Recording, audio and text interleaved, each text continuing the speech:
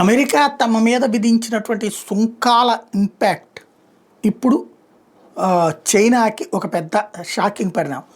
ముందు 37 కాస్త 50 కాస్త ఇప్పుడు 104. దీనికి ప్రతీకారంగా రేర్ ఎర్త్ అంటే భూమి మీద దొరికే అత్యంత అరుదైన ఖనిజాలు ఏవైతే, అది యుద్ధ విమానాల తయారీలో కావచ్చు, అణుబాంబుల తయారీలో కావచ్చు, లేదంటే ఇతరత్ర ముఖ్యమైన వాటికి తయారు చేయడానికి వినియోగించేటటువంటి మినరల్స్ ప్రపంచంలో ఎక్కడెక్కడ ఉన్నా అవి కొనుక్కుంటుంటుంది చైనా.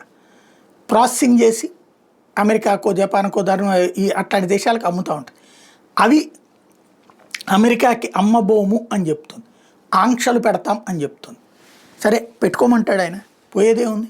ఎందుకంటే అవన్నీ అమెరికా తప్పించి ఎవరు కొనరు.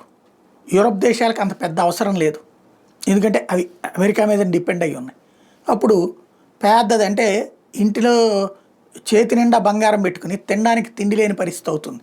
అట్లాగే ఖనిజాలు చేతిలో పెట్టుకుని ముందు అక్కడ పరిశ్రమలు నడవక జనాలు అల్లాడే పరిస్థితి అవుతుంది చైనాకి.